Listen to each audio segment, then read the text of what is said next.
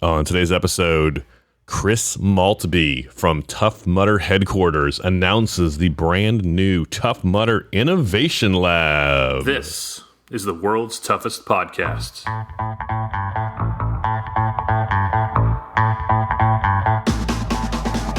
Welcome to the world's toughest podcast, where we talk about any obstacle course race you'd like, as long as that's world's toughest mudder.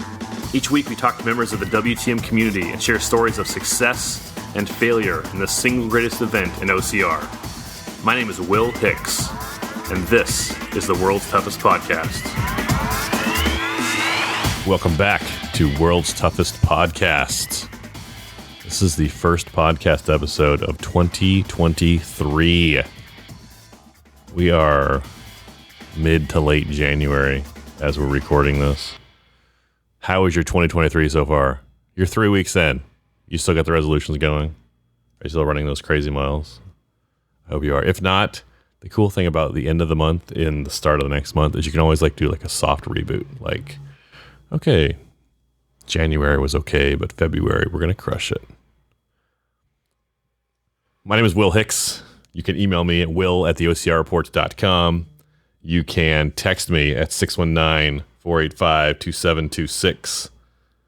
And you can follow us on Instagram at the OCR Report. I would love to have you as a follower there. Speaking of New Year's Day, I was just thinking, my favorite holiday, and I've talked about this before, my favorite holiday is New Year's Day because everyone can celebrate it. It doesn't matter where you come from or there's no religious affiliation with it. No one's excluded or super included. It applies equally to everybody. Old, young, rich, poor, black, white. It doesn't matter who you are. New Year's Day, every single year, is a fresh start to reboot. And we know, mentally, we know, there's nothing magic about the number on the calendar changing, right? December 31st and January 1st are both 24 hours. There's nothing magic about it. But mentally, it's a chance for everyone. There's so much potential. Anything can happen. New Year's Day is my favorite holiday of the year. Because you asked, that's why. And today on our show, Chris Maltbie. Chris is the Tough Mudder Director of Product. He basically, when you go on a Tough Mudder course, he's the guy who made it. Now, he might not have been physically there, but he is the one responsible for it. And Chris will tell you there's a team, and that's true. There is a team, 100%. But Chris is the guy heading that up, the big decisions as far as which obstacles go where and which obstacles are on course this year or that year. He obviously works real close with Giles, the CEO, but Giles isn't deciding hey, does Tough Mudder San Bernardino get, the really hard Arctic enema, or are we going to give them the really hard cage crawl this year? That's Chris is the one who's making those on the ground decisions. He's also doing a lot of the planning stuff, like we're talking about this year or this episode. The Tough Mudder Innovation Lab is going to be a year-long or year-round program, and Chris gets into it. I don't want to steal his thunder. He explains it. It's his program. He explains it obviously better than I could. But basically, if you're the creative type, if you're hey, this would be a great obstacle. This is your chance to. They've done this in the past where they had obstacle design contests, and it was do it by end of the month. But this is going to be a year-long or year-round program where people can, hey, here's a great idea for an obstacle. And if your obstacle is accepted, or if you win, if you get enough support, then from the community, then there's prizes and there's some Tough Mudder. I don't want to say swag, but they give you some goodies for your troubles. What else is going on? This is a big year in OCR. We're going to talk about this on the OCR Report podcast. If you listen to this podcast and you're also interested in the non-Tough Mudder world, you should check it out, the OCR Report podcast. I'm talking with our OCR Report team about the year coming up. 2020 was obviously a wash, right? There were a couple of races at the very beginning of the year, but once COVID hit, nothing happened. 2021, there were some races. There were 100%. but it was a down year, right? No one was making money in 2021. Bad for the industry, terrible. 2022 was, hey, let's get our feet back under us. Let's get a quote unquote regular year of OCR. And that's what happened. It was a good year. It was, solid races, good competition. Financially, everything's moving back in the right direction for the industry. But 2023, hopefully, is a year of growth, right? We build on the stability of 2022 and we do some new things. And I am excited about 2023. We're 13 years into this OCR experience. You guys don't care about this. You want to hear about World's Toughest Mudder. I'll talk. I could go on for hours. I should start a podcast. Let's keep it focused on World's Toughest Mudder. Before we talk with Chris Maltbie, let's read some iTunes reviews. 5 stars. 5 stars. 5 stars. 5 stars. 5 stars. 5 stars. 5 stars. 5 stars. We got a bunch of reviews come in after our interview with Giles. Thank you so much. Here they are. From KF Wentz from the United States. 5 stars. Great work as always, Will. You continue to give the listeners what they want. Thanks for the WTM recap. Thank you, KF Wentz. You are very kind. How great was World's Toughest Mudder? You can still watch it. You can watch the entire 24 hours of the live stream on Tough Mudder's YouTube page, youtube.com/ToughMudder. One of our other podcast hosts, Mike Stefano from the Obstacle Running Adventures podcast, he wasn't able to be at World's Toughest this year. He got married while everyone was out there running for 24 hours. He was out getting married. And so he's been catching up, like watching it, like literally all 24 hours. I think he's like 14 hours into it now. And so if you missed it, go check it out. Next review comes from, I'm going to say this wrong, Kane Seckle. Kane, I apologize for mispronouncing your screen name. Kane writes, 5 stars. Thank you. Love the podcast. Missed it. Great interview with Giles. I talked about this when I interviewed Giles.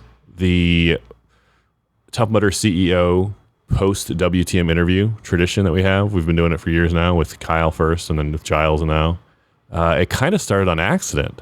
I was just hanging out after the brunch talking with people and Kyle's like, hey, you want to talk? I'm like, yeah, let's do it. And we just kept it going. And so we're going to, keep it going for the foreseeable future. It's a great time to kind of get caught up, to reflect on the past year, on the past weekend of the race, the World's Toughest. And, kind of, do an in-person kind of deep dive with the CEO of Tough Mudder. Alhoff321 writes, 5 stars. WTM recap. One of my favorite pods. Always excited when I see a new episode pop up on my feed. Thank you, Alhoff. I know there were not a lot of episodes last year, and I've always said I'm not going to apologize because this is a free podcast. But I do regret that we were focused last year, and we still are, focused on the live streaming of races over at the OCR Report YouTube page, youtube.com/OCR Report. The OCR Report. Search OCR Report on YouTube. Can't miss us. And that's still our focus. That is the most important thing. There's a lot of people are doing OCR podcasts, right? You could find a half dozen, probably active ones, without too much work. But the live streaming is something that is important for the sport. And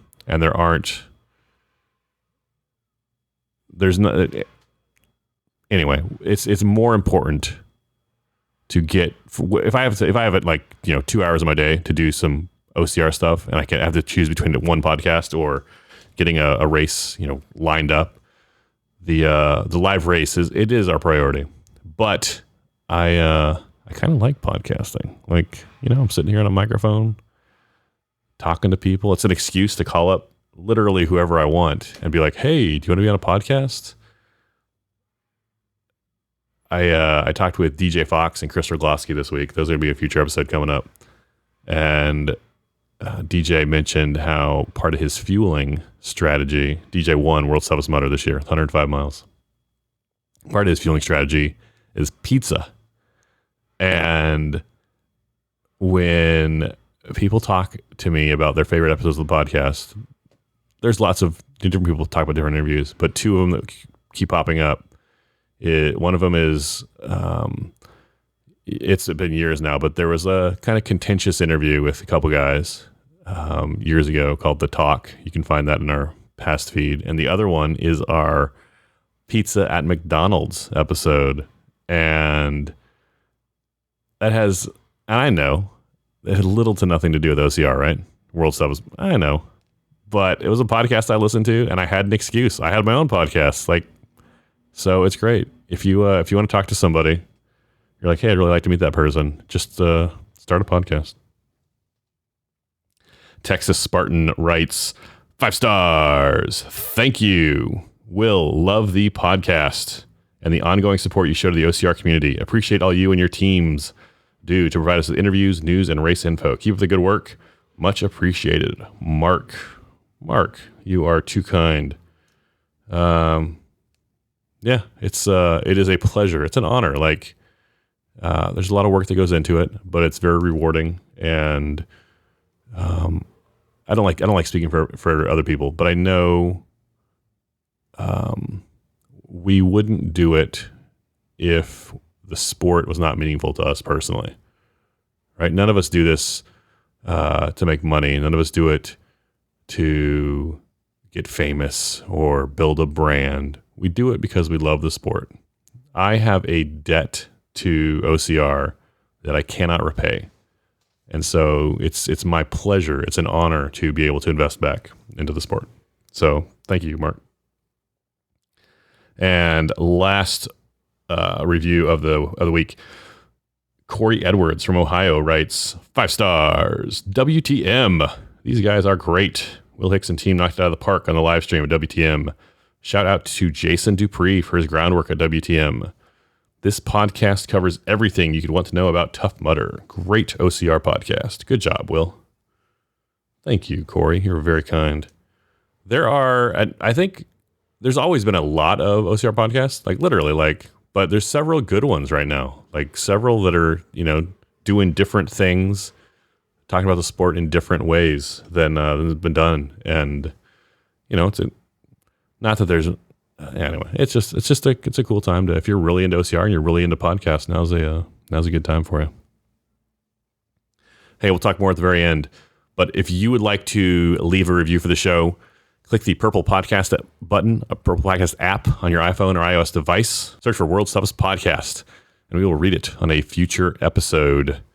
If you have an Android device, or if you listen on Spotify, you can leave a 5-star review there. And shoot me a text, 619-485-2726. People ask me, is that your cell phone? I'm like, it's my cell phone. I don't know how else to prove it to you. I'm not going to send you a selfie. I'm far too old for that. But yeah, that's my phone. It's time to talk with Chris Maltbie. Let's go to the phones. Chris Maltbie, welcome to the show. Hey, Will. How's it going? So good. Chris, you and I have not talked since World's Toughest 2022. Happy New Year. Happy New Year to you as well. We have some exciting stuff we want to talk about today, just being announced by Tough Mudder today. But before we talk about it, you were one of the race directors, co-race director for World's Toughest 2022 near Pensacola, Florida. How was your race? It was awesome. I thought it was a killer year at Worlds. We saw Chris, finally break the 100-mile mark on the female side. One of the most incredible things I've ever watched happen. So that was truly amazing. We had DJ come back after a strong performance last year, or 2 years ago now, in Laughlin. Had done really well, but not done exactly what we wanted. Came back with a vengeance and took the male title. So yeah, really great event. A lot of fun. We personally had a lot of fun with some of the challenges at the race center and some of the obstacle innovations, doing some cool, fun stuff out there. So yeah, had a great time. And of course, Will Hicks running the show with the live stream. So doesn't get much better than that. I don't want to make it about me, but that was a great experience on our end, just to be able to do the live stream. We were there live 24 hours. Well, actually at 25 and a half, maybe 26, counting the 30 minutes before. It was just a great experience. And to be able to bring that to the community. It's been done before, but I think I really it was just an honor to be a part of that this year. So thank you. It's nice to jump in on the participant experience of getting a little loopy after 25, 26 hours as well. If you're going to be there, you might as well have the world's toughest experience on and off the course. I have to own that about 2 a.m. I went and took a little nap. Now, just in my car, I never left the property. I would not have. But here's the thing. I was sitting there at 2 a.m. and I was talking to my co-host, Fran, and I was starting to just fall asleep while I was talking to her. And then I was like, and I know what I get like when I'm sleepy, especially out on the course. You just start saying things, and I was like, this is going out live. I have no intention to say anything wrong, but I can't take it back. So I was like, I better go take a little nap just to finish strong. Discretion is important. You did wonderfully. Very kind. I don't want to take anything away from DJ. He had an amazing performance, but you're right about Chris Orlowski. 100 miles, the first woman to ever get it. We've never had a woman hit more than 90. And she crushed the 100 miles. I don't want to say easily. There's no such thing as an easy 100 miles, but she crossed the finish line with a smile on her face. Smiled the whole way. She did with style, and really, really strong performance. Amazing. I kind of hope that Chris breaking the 100 miles for the women is like the 4-minute mile in track and field, where everyone knew it was possible, but to see someone do it, that like next year, we'll have a woman hit 105 and 2 other women. Second, third place is 100 miles. I don't know. I don't know if it'll happen or not, but I think it could. So. Yeah, we were working, at the end of last year, beginning of this year, not to give too much away, but on a little history of the 100-mile performances at World's Toughest that will hopefully get up online in the next couple of months. But you look back at the history of it, and from when Atkins first hit it sort of through to today, you see like over this long span of time, people figuring out their race strategies and setting their goals higher and just adapting their whole approach to sort of hit that mark, more and more regularly with, performances ticking up each year. Even, some of the years where the weather was really crazy, the courses were pretty wild and really tough. You just see, just what you said. People figure out how to do it and get after it more and more. So looking forward to what happens next year. Okay, last World's Toughest question. 125 miles for the men or for anyone. What do you think? Is it possible? Is that possible to be the next barrier? Well, we have the bid made for it, and it just sits there collecting dust every year. So I really hope so. We went out of the way to make the swag. It's tough, and I think about it from time to time just for the fun of it. And it would have to be the perfect race, I think. You'd have to have a course that was well tailored to it. You'd have to have it really play to someone's strengths and just perfect weather, get out there on the right day and just start racking up those miles. But I remember running for all those years, and I would have spreadsheets to lay out all the potential, the points I would have to hit along the way to know what I was tracking for. And then my pit crew would adjust for me. And you just see what happens, right? Every time, for every 5 miles you want to eke out, you have to change things way back in your race. That's not something you just decide. When you've got people hitting 110, 115, they're going till that grace period after the 24 hours hits already. So it's not like they just have spare time and they're twiddling their thumbs and they're deciding if they want to run more. You're really against that clock. So it'd be incredible if it happens. I hope it does. It would be foolish to say it never will, but it would have to be a pretty perfect race. I think it needs the perfect course. It needs the perfect weather, and it needs the perfect competition. Like it needs a guy in second place pushing him to like a guy in second place has to get 120, right? And so that way, or at least 120, maybe 125 also. But it'll all have to come together the same year.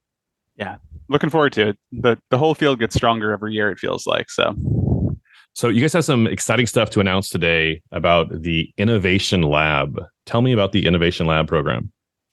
Yeah, super, super excited to announce that one. The Innovation Lab is sort of a term we've had around Tough Mudder for the internal work that the teams I've worked on in the past of tinkering away, getting new obstacles going. But super excited for this year. We're announcing a new program that will sort of live on forever, called the Innovation Lab, which is our community-generated idea program, essentially. So Tough Mudder in the past has run obstacle innovation contests from time to time. We have had cool concepts come in through there. But the goal with the new Innovation Lab concept is to have this program that's open year-round, year in, year out. And basically the way it works is that participants, customers, whomever can submit ideas. It comes in through social media. So it's in an Instagram post that gets tagged with a specific tag. And then they're off to go promote their idea. It'll get put up on our Innovation Lab website, but they'll be off to try to generate support for this concept they have that they're really excited about. And on the TMHQ side, we'll monitor that. And every month we'll pull some of the most upvoted concepts and look at them and see what might be feasible. And we'll have rewards available, starting with free tickets to Tough Mudder events for just the concepts each month that have the most likes. But then there's a whole path for those concepts to get approved and tested on Tough Mudder courses, and eventually for the best concepts to get rolled out permanently on our courses. And accordingly, sort of the rewards you get for hitting those different levels ramps up as well. It's a pretty big deal if you get something permanently on a Tough Mudder course. I've been around the product team here for a long time, and every year I don't get something on the course. So it's pretty amazing, but we know the community, has amazing ideas. They're out there running weekend in, weekend out. So really excited to see what comes in through the program. So I was thinking about user submitted obstacle ideas. And the first one I thought of was Kong Infinity a few years ago. And that was a big obstacle on course for 2 or 3 years. And I didn't think of it until just as we were talking. Carlo Piscatello invented an obstacle that was on course for one race at World's Toughest, and he's still known for it. So you can get yourself Tough Mudder famous. You can get yourself Tough Mudder famous, and that's sort of the best type of famous. It should be super cool. We'll feature content around some of this stuff. Sometimes the really bad ideas are fun to talk about as well, but it's those perfect ideas that come in that just work. It's amazing sometimes. You think back to Tough Mudder in 2011 and 2012, and you almost forget the things that didn't exist back then. You come to present day, and you have things like Loch Ness Monster and Mudderhorn, which are 2 of our highest performing obstacles ever. And they're only a couple years old each. So you never know where an idea is going to come from. You never know where it's going to hit. But getting the community involved is always a part of the Tough Mudder experience, and we're super stoked to have it as part of the development process as well. Story I've heard and I've told some people before is about the genesis of Loch Ness Monster. How originally the participants were going the other way. Like instead of going east to west like we do now, people were going north south across the blocks. And somehow, I don't know I wasn't there when it happened, but they figured out, hey, it's way more fun to go over the blocks this way. Let's tweak it. Yeah, that was in our development pipeline, and it was more of a balance obstacle with the rotating blocks. And once it was built out in the field, started toying around with it, seeing how people were engaging with it. Sort of the way, the funny way it goes sometimes. But until you start doing those real world tests, you don't quite know what it's going to feel like, right? And every now and then still we'll have an idea come for some sort of rotating balance beam. And then finally someone in the back of the room will sort of chime in and be like, do you mean the original concept for Loch Ness that wasn't good enough? And we ended up. So then you go through sort of the pipeline that way. But yeah, there you go. You never know what's going to come out of the whole process. So if someone has an obstacle idea, they're listening to the podcast now and they're like, oh, hey, I have a great idea. I've been thinking about this for a while. There'll be a monthly social media post, or how would they submit their idea again? Yep. So you can go to our website. There's an Innovation Lab page right off the website. I'm sure we can link it in to notes. And you go there and it kind of lays out the process. But at its most basic, go to Instagram, post your idea with preferably a name, but most importantly, a description of what's meant to happen for the obstacle. You can do it anything from a hand sketch to a scale model, whatever you want to put in, 3D model, whatever. You tag that with the TM Innovation Lab tag. And you can tag us as well, Tough Mudder, and hashtag TM Innovation Lab, and that'll roll up. We'll get pinged every time that hashtag is used, so long as it's appropriate content. We hit a button, it'll go up on our site, and then from there, just run with your post, share it with everyone you know, ask them to like it. You can promote it in the community, whatever you like, and we'll be keeping an eye on all of the posts that are coming through with that hashtag in use. On a monthly basis, we'll make a post on social that basically calls out the top performers for that month. We'll contact any winners. And then we'll also be doing periodic posts as we pluck ideas from that program that we think will work. We'll note where we're going to build it, how it's going to be tested. We'll follow along with some content that way. So if you come up with an idea and you can kind of rally some people around it, and they can kind of like surveys or polls on, like, I'm thinking of, like, I know that even like the White House has one where if you submit an idea or a law idea and get enough upvotes that, or even Lego does something like this. Lego ideas. You can design a Lego concept, and if it gets enough traction in the community, that Lego doesn't promise, and I guess there's no guarantee Tough Mudder is going to build your obstacle, but you'll definitely get attention and the possibility at least. Yeah, it's very similar to the Lego program. We took some inspiration from there as well. It's just a great way to get ideas flowing, conversations started, Sure. So yeah, super excited. Awesome. Hey, what can we look for with new obstacles this year from Tough Mudder? Yeah, so outside of this program, we've got some cool stuff coming down the pipeline. So the overarching theme we have going this year is Tougher in 23, with the goal of both new obstacles, some old returning obstacles, and then modifications for existing obstacles to make the course tougher this year than it's ever been before. So that means a couple of things. First up, we're going to be doing some modifications for some course favorites, things like electroshock getting upgraded to be that much more shocking without giving away too much. But that'll be a more intense experience than it's been in the past. Things we already like to toy with, like a devil's beard, cranking up the difficulty as a standard on that. We have some updates to cage crawl coming, some updates to hanging tough coming. So a bunch of things here and there that are meant to just ramp up that overall difficulty level across the course. Not to mention, if you're doing something like an Infinity this year, you'll be facing those tougher iterations over and over and over again. So some cool stuff coming along those lines. And then we have a World's Toughest Obstacle Roadshow going on this year in both the US and the UK. So, Will, I know you were at Worlds. You saw the course down there. We had a whole bunch of modifications or unique builds at Worlds this year. So we had Dingleberries back on course. We had some heavy modifications for Hangin' Tough and Funky Monkey and a bunch of others. And so we're going to be doing periodic rollouts of those sort of around the country and around the UK as well. We'll be making posts about where those are going to show up. But, at any given event, you might get one of those sort of, elevated experiences that you don't get on a normal Tough Mudder course. So if you missed it in Worlds or you just were a little too tired to appreciate it then, we'll be dropping in some of those concepts sort of throughout the 2023 season to make courses a little bit more special. So some of those obstacles from World's Toughest 2022 will be on regular Tough Mudder courses in 2023. Yep, that's correct. So it won't be rolling out for the whole season or anything like that, but we'll pick an event here and there and it'll get one or two of those features rolled out. But should be expecting that at between 5 and 10 events this year, I'd say.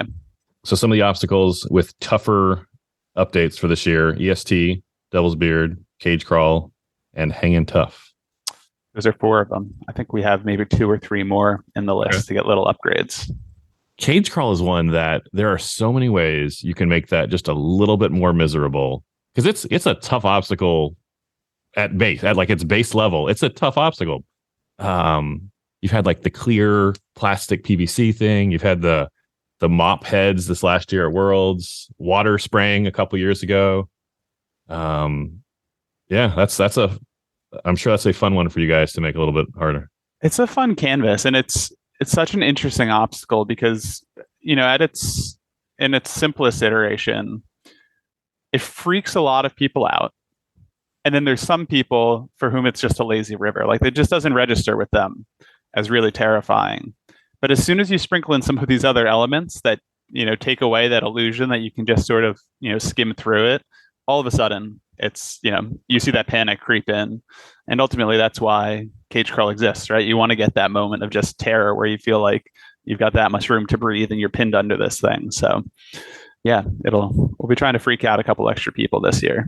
That's why people ride roller coasters, right? They want to be scared. They want to be like, I'm going to die, but not really. And just that feeling. And then on a Tough Mudder course, it's much more visceral because you're like, there's no seatbelt here. Like, could I die? Like, probably not. But anyway, no one's dying on Cage Crawl, but it's kind of terrifying. Right. And well, there's that interesting experience you have as a participant too, where right before you go in Arctic Enema, you have that thought of like, God, I hope it's just warm. I hope it's not cold. And then if you went through it and it wasn't cold, you come out the other side and you complain that it wasn't, like we have a responsibility to sort of make it the miserable experience that people don't think they want, because that's where all the payoff comes in at the end.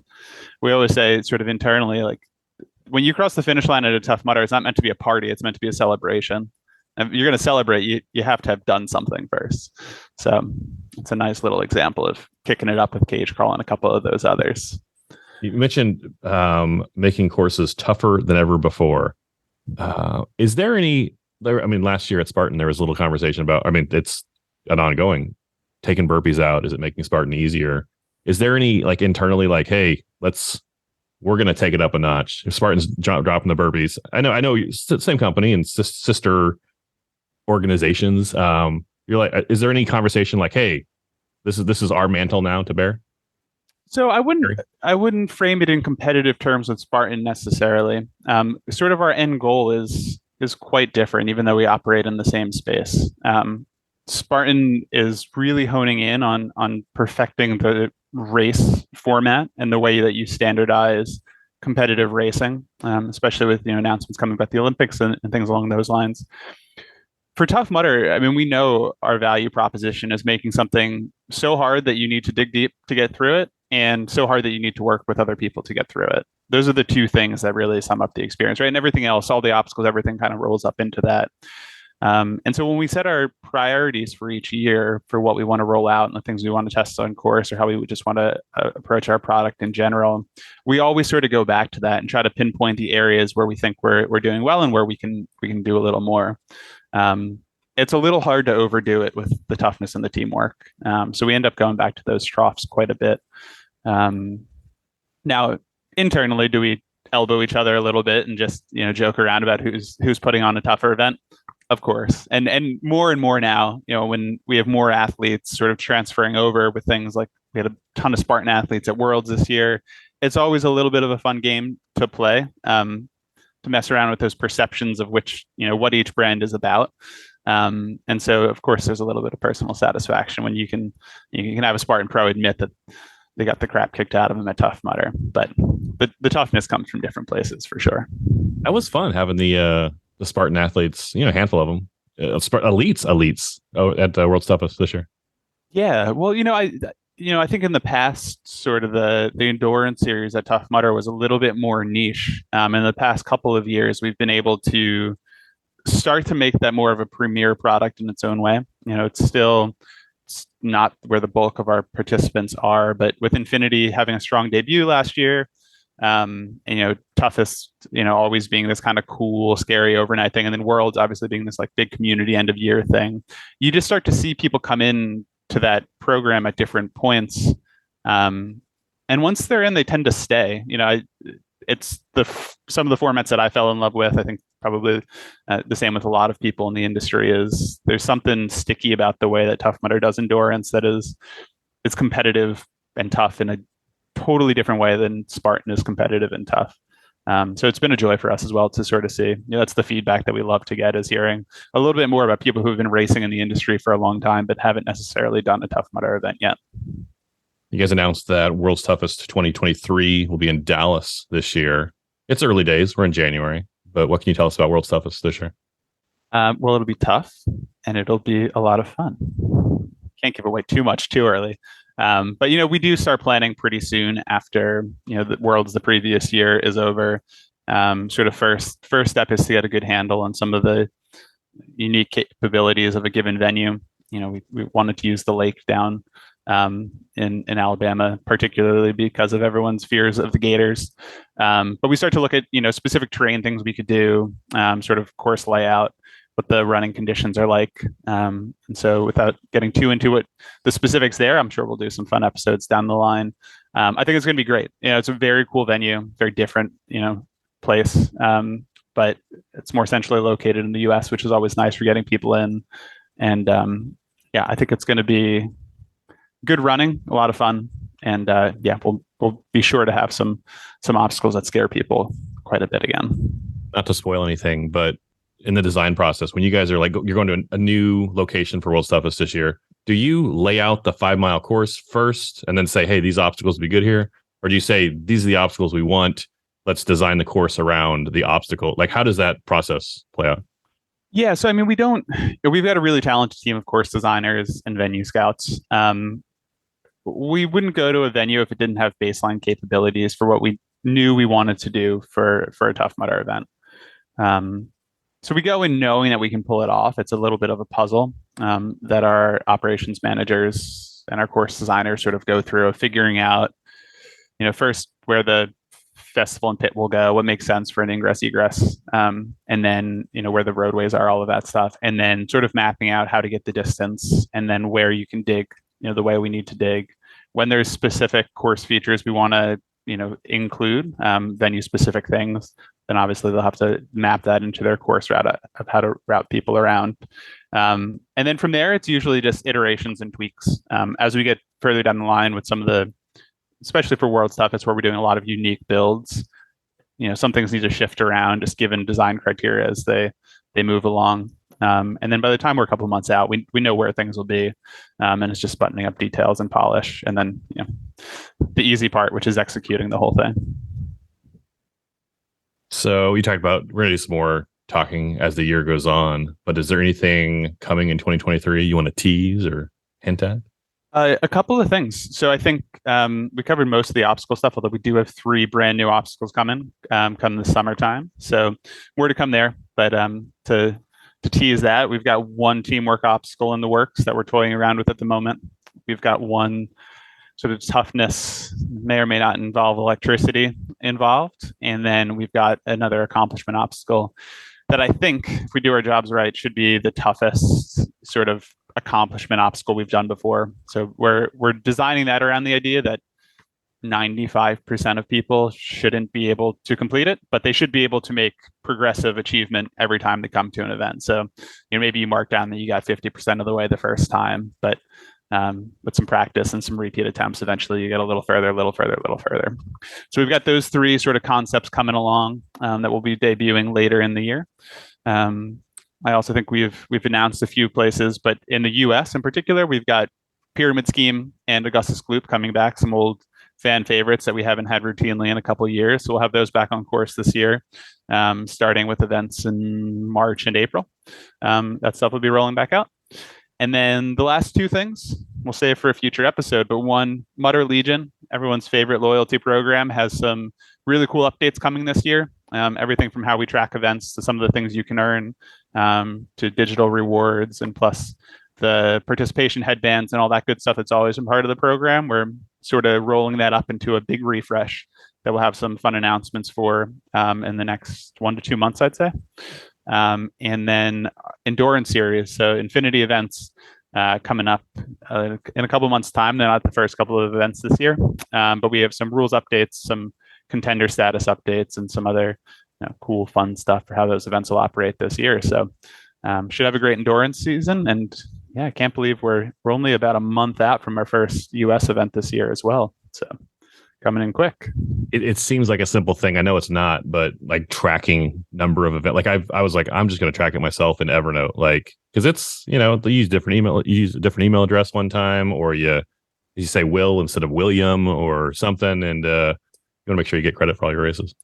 Yeah, exactly. And the more we can do, it's great to look back and just have a clean record of where you've been, what you've achieved, and all of that. And even, sometimes I forget, it's been so many years now since 2011, 2012, you start running the things, and then all of a sudden you're so many events deep. I don't have a good count in my head when someone asks me how many I've run. So yeah, it should be a nice program, and excited to announce some more details about that soon. Chris, anything else you want to tell the community or talk about? I'm afraid if I keep talking, I'm going to start spilling secrets. So I would love for you to spill some secrets. Yeah. When does the Innovation Lab program roll out? When can people look for that? So it should be today. By the end of today, you should be getting an email, or you can just head to our website, Innovation Lab page on the Tough Mudder website. You can start submitting ideas immediately. Chris Maltbie, thanks much. Thanks, Will.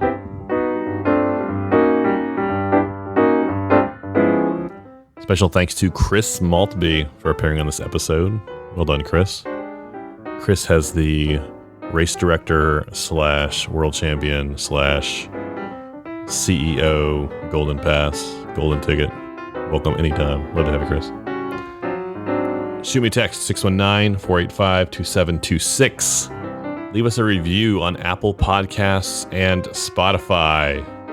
I would be grateful.